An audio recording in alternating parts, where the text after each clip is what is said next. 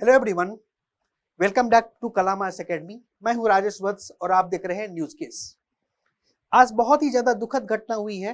जो former prime minister of India थे doctor Manmohan Singh, उनकी डेथ हो गई है 92 ईयर्स में। 1932 में इनका बर्थ हुआ था और 2024 में 92 ईयर्स के में इनका डेथ हो गया। पूरा देश इसके कारण सैडेंड है, शोकाकुल है। Prime minister of India along with the president of India सबने अपने ट्विटर हैंडल या एक्स हैंडल का यूज करके ट्वीट किया है और इनको व्यक्त किया है जो वो फील कर रहे हैं।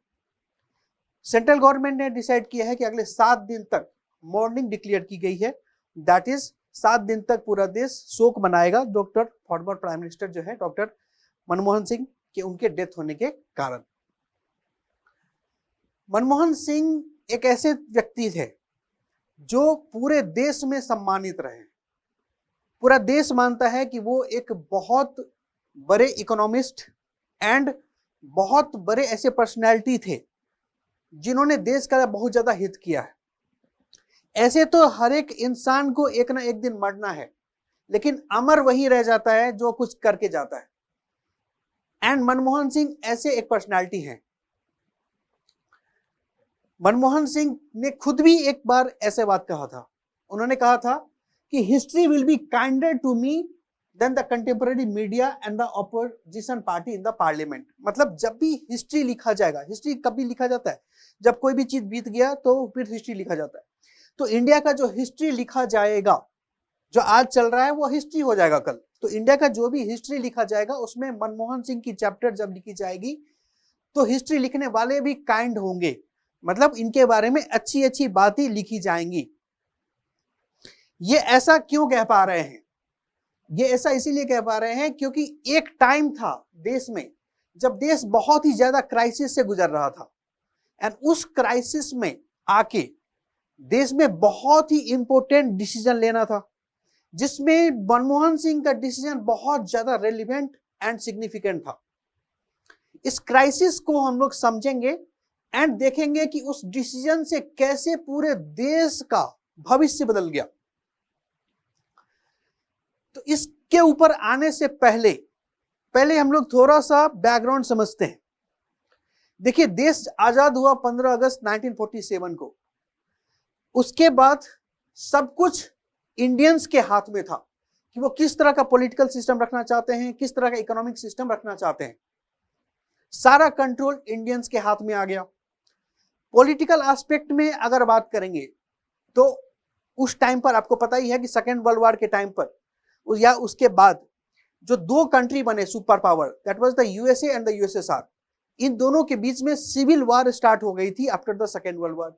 लेकिन इंडिया ने डिसाइड किया कि पॉलिटिकली इंडिया किसी भी एक पार्टी के साथ मिलजुल के नहीं रहेगा, मतलब उसके साथ गुट नहीं बनाएगा, अलाइनमेंट नहीं बनाएगा, दोनों ही पार्टी के साथ फ्रेंडशिप की वाली सिचुएशन रखेंगे। So India non alignment movement का पार्ट बना and India was also the founding member of this. तो ये तो पॉलिटिकल एस्पेक्ट में था। सिमिलरली इकोनॉमिक एस्पेक्ट में देखिए, देश का सिचुएशन ऐसा था कि 200 साल तक ब्रिटिशर्स देश पर राज करके गए थे। अब इंडिया किसी पे भी भरोसा नहीं कर सकता था। सबसे जो इंपॉर्टेंट चीज ये थी कि इंडिया को सेल्फ डिपेंडेंट होना पड़ेगा, इंडिया को सेल्फ रिलायंट होना पड़ेगा। इंडियन की इकोनॉमी को बहुत दूसरे कंट्री से नहीं जोड़ा जा सकता है। इसीलिए उस टाइम पर यह डिसाइड हुआ कि इंडिया को एक क्लोज्ड इकोनॉमी की तरह से बनाया जाएगा। क्लोज्ड इकोनॉमी मतलब ऐसा इकोनॉमी जहां पर बहुत ज्यादा इकोनॉमिक एस्पेक्ट में इंटरेक्शन नहीं होंगे फ्रॉम द अदर वर्ल्ड्स। तो ये क्लोज इकोनॉमी वाली सिस्टम जो है वो इंडिया के अंदर लाया गया। इस क्लोज इकोनॉमिक सिस्टम के अंदर लाइसेंस कोटा परमिट राज लाया गया। मतलब कि अब जो भी चीजें चलेगी देश के अंदर उसके लिए लाइसेंस लेना बहुत ज्यादा जरूरी है, परमिट्स लेने बहुत ज्यादा जरूरी है, कोटा भी जो है वो सरकार डिसाइड करेगा। देखिए, आपको पता ही होगा कि सेकेंड 5 ईयर प्लान से बहुत ज्यादा हेवी इंडस्ट्रीज वगैरह सेटअप किए जाने लगे थे, पब्लिक सेक्टर इंटरप्राइजेस वगैरह सेटअप किए जाने लगे थे देश में। तो इंडस्ट्रीज वगैरह सेटअप तो हो रही थी, और ऐसा भी नहीं था कि एकदम से प्राइवेट प्लेयर्स नहीं थे। प्राइवेट प्लेयर्स आपको पता ही है कि टाटा, बिरला, अदानी, अंबानी, ये सब तरह के जो जो ऑर्गेनाइजेशंस थे, इस तरह सब तरह का जो कॉर्पोरेट सेक्टर्स था, ये सब चलता हुआ आ रहा था। तो ये सब ऑलरेडी थे प्राइवेट सेक्टर्स, लेकिन इनके ऊपर बहुत ही ज्यादा रिस्ट्रिक्शंस होता था, बहुत ही ज्यादा लाइसेंस लेना पड़ता था। तब एक कंपनी को सेटअप करने के लिए बहुत ज्यादा रजिस्ट्रेशन प्रोसेसेस होते थे, इसीलिए इसको सिस्टम को कहा जाता था लाइसेंस। बहुत तरह के परमिट्स लेने पड़ते थे जब भी कोई प्रोडक्ट देना है या सर्विस देना है, तो इस कारण से परमिट राज हो गया। सिमिलरली कोटा राज की जो गवर्नमेंट जो कोटा डिसाइड करती थी कि आप कितना नंबर ऑफ प्रोडक्ट्स रिलीज कर सकते हैं मार्केट में, कितना प्रोड्यूस कर सकते हैं, तो बहुत सारा कुछ जो है ना गवर्नमेंट ही डिसाइड करती थी, इसीलिए क्लोज्ड इकोनॉमिक सिस्टम था एंड इसको लाइसेंस कोटा परमिट राज भी कहा जाता था। अब इस लाइसेंस कोटा परमिट राज के कारण देश का इकोनॉमिक ग्रोथ बहुत ज्यादा नहीं हो पाया। ऐसे तो सोचा गया था कि देश को सेल्फ रिलायंट बनाया जाएगा, कम से कम इंपोर्ट किया जाएगा, कम से कम इकोनॉमिक इंटरेक्शन होगी from the foreign countries, but इतना ज्यादा सक्सेसफुल हो नहीं पाया। कहा जाता है कि उस टाइम पे जो ग्रोथ रेट था वो 3 से 4% था, इसीलिए उसको हिंदू रेट ऑफ ग्रोथ के नाम से दिया गया। तो 30-40 साल तक ये सिचुएशन चलती रही। 1980s में आके देश का सिचुएशन बहुत ही ज्यादा खराब हो गया था इन इकोनॉमिक एस्पेक्ट, एंड इसके कारण एक इकोनॉमिक क्राइसिस आ गई थी 1990s तक आते आते। अब ऐसा हो गया था कि इंडिया के पास फॉरेक्स रिजर्व बहुत कम है, balance of prime payment crisis हो रहा है, तो ये सब सारे तरह के प्रॉब्लम्स जो है वो इंडिया को देखना पड़ रहा था। जैसे कि ये बात करेंगे तो फॉरेक्स रिजर्व्स के टर्म में जो इंडिया का जो फॉरेक्स रिजर्व्स था उस टाइम पर वो इतना कम था कि सिर्फ इंडिया 2 वीक के लिए इंपोर्ट कर सकता है। देखिए, इंडिया सब कुछ तो नहीं प्रोड्यूस कर रहा था, बहुत कुछ इनको इंपोर्ट भी करना पड़ रहा था।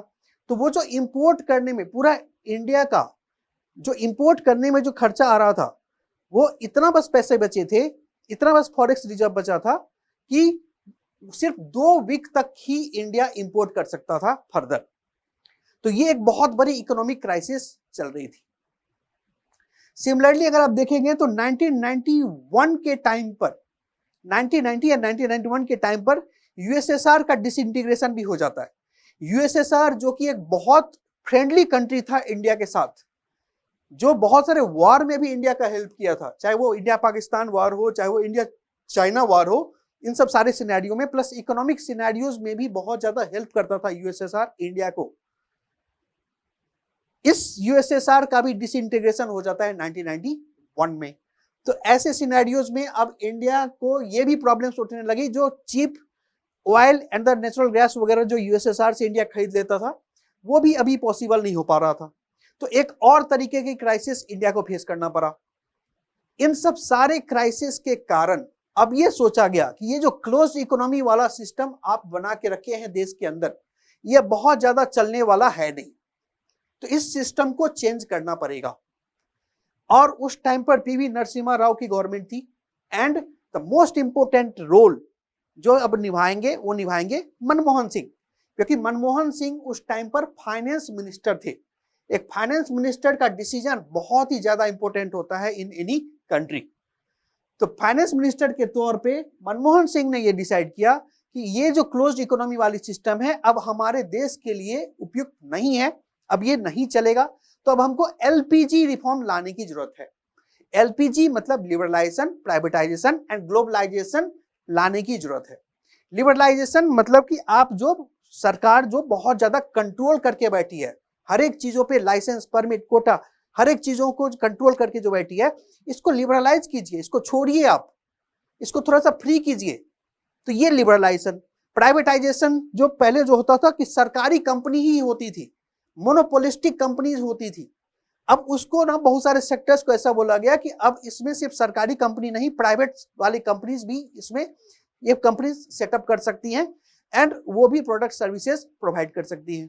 तो प्राइवेटाइजेशन हो गया। एंड ग्लोबलाइजेशन, जो आप अपने देश को बंद करके रखे हो, इकोनॉमिक मैटर में आपका इंटरेक्शन बहुत ज्यादा कम है फ्रॉम द वर्ल्ड, तो ये इकोनॉमिक इंटरेक्शन भी आपको बढ़ाने की जरूरत है, इसको ग्लोबलाइज कीजिए। कोई भी कंट्री का कोई भी कंपनी इंडिया में आके सेटअप कर सके, वो अपना बिजनेस कर पाए, तो ये सब चीजें थे। इंपोर्ट को बढ़ाइए, एक्सपोर्ट को बढ़ाइए, सब सारे तरह के रेगुलेशन, रूल्स रेगुलेशन को आपको चेंज करना पड़ेगा।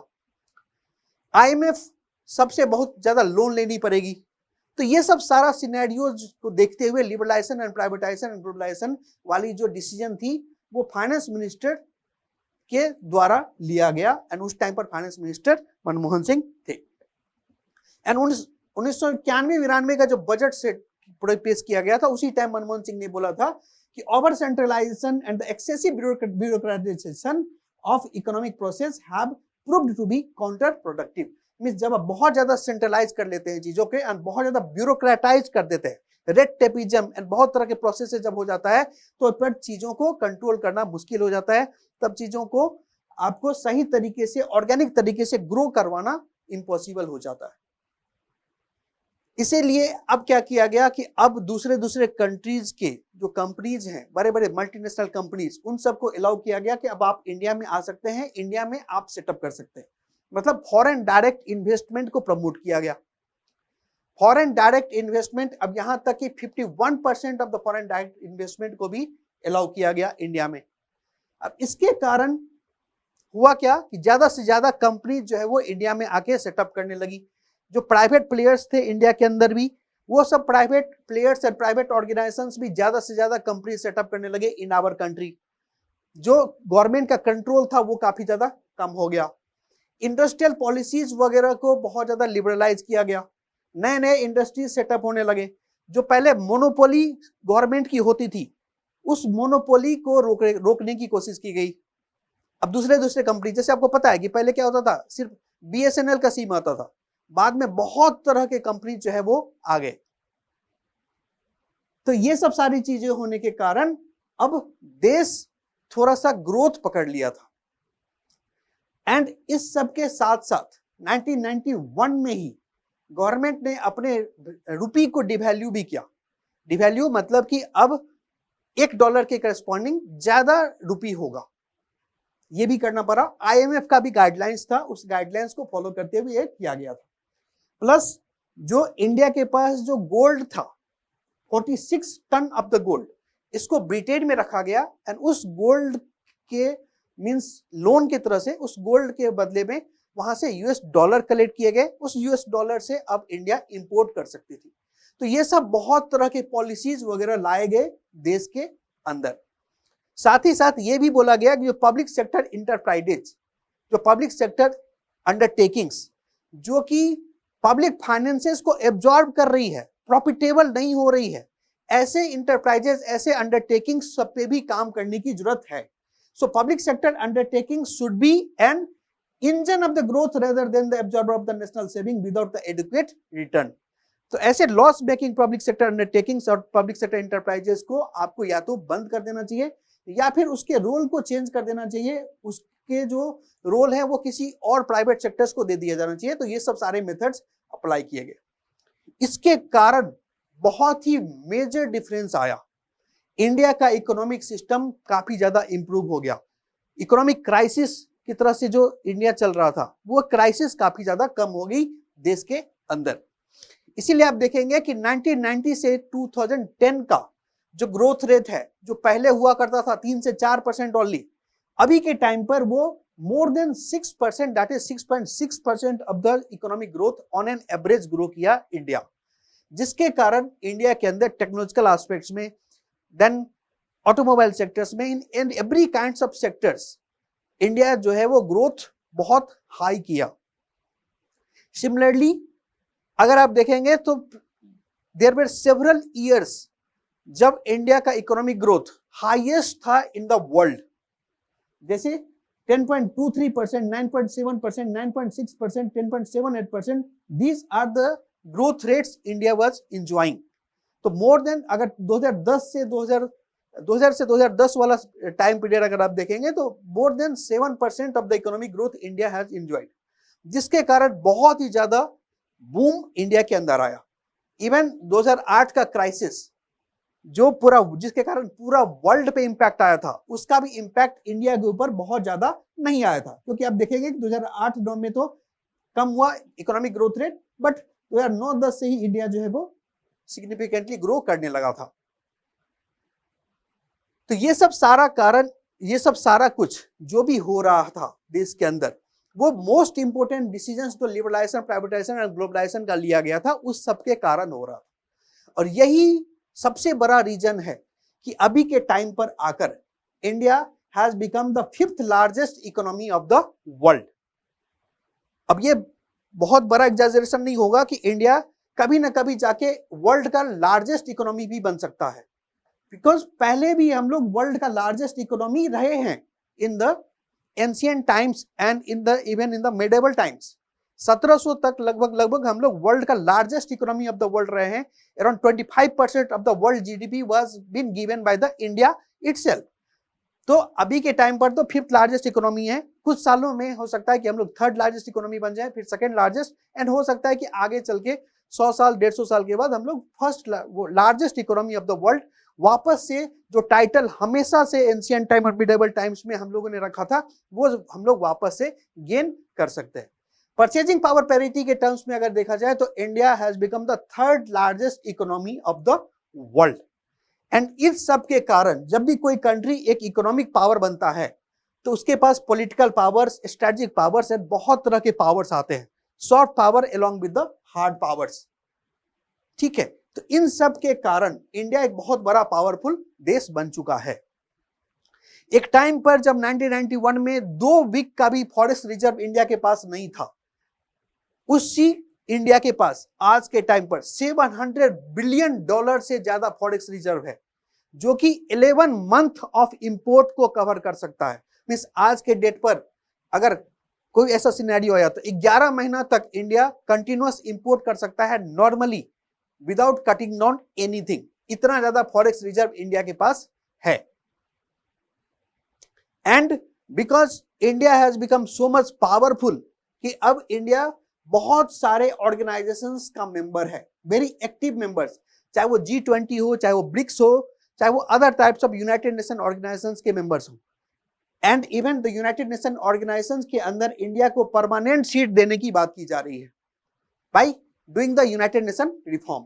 तो ये सब इसीलिए पॉसिबल हो पा रहा है because India is growing much faster pace. एक जो अंडर डेवलप्ड से इंडिया डेवलपिंग स्टेट्स में आ चुका है, एंड डेवलपिंग से इंडिया प्रोग्रेसिव मूव करता है टुवर्ड्स द डेवलप्ड कंट्री। और ये सब इसीलिए पॉसिबल हो पाया क्योंकि लिबरलाइजेशन, प्राइवेटाइजेशन एंड ग्लोबलाइजेशन जिस टाइम पर बहुत ही ज्यादा जरूरी थी, उस टाइम पर because of the finance minister of the Manmohan Singh ये डिसीजन लिया गया। इवन जब वो प्राइम मिनिस्टर थे उस टाइम पर भी बहुत अच्छे डिसीजंस इंडिया के अंदर लिया गया था फ्रॉम द 2004 टू 2014।